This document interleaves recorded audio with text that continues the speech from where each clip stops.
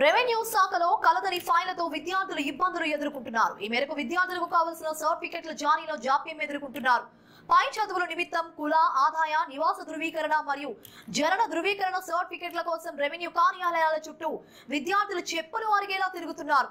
రాజన్న సిరిసిల్ల జిల్లా వేములవాడ తహసీల్దార్ కార్యాలయంలో సరైన అధికారులు లేకపోవడం, ఉన్న అధికారులు సమయపాలన పాటించకపోవడంతో చాలా ఫైళ్లు పెండింగ్ లో పడ్డాయని బాధితులు ఆవేదన వ్యక్తం చేస్తున్నారు.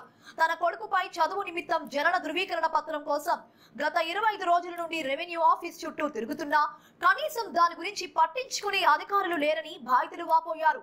ఇదేమిటని అక్కడ ఉన్న అధికారిని ప్రశ్నిస్తే సరైన సమాధానం చెప్పకుండా రేపు మాపు అంటూ కాలయాపన చేస్తూ ఇంకా సమయం పడుతుంది అని నిర్లక్ష్యంగా వ్యవహరిస్తున్నారు. కాగా ఈ రోజు నుండి ఎంసెట్ కౌన్సిలింగ్ మొదలు కానున్న నేపథ్యంలో విద్యార్థులకు కావాల్సిన సర్టిఫికెట్లు అతి త్వరగా విద్యార్థుల చేతికి చేరే విధంగా చూడాలని ప్రభుత్వాన్ని రెవెన్యూ అధికారులు స్థానికులు కోరుతున్నారు.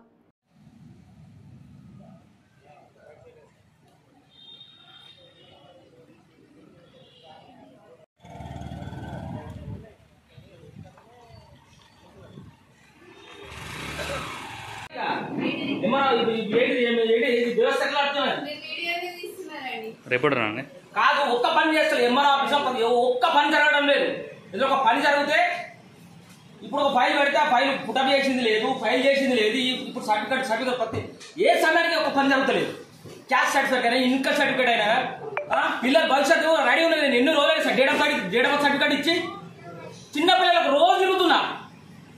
ఒకసారి డీటీ సార్ లేరంటారు, ఒక ఎంఆర్ఓ సార్ లేరంటారు, ఒక సెక్షన్ ఆఫీసర్ లేరంటారు. రిసీవ్ మొత్తం ఘోరంగా వ్యవస్థ.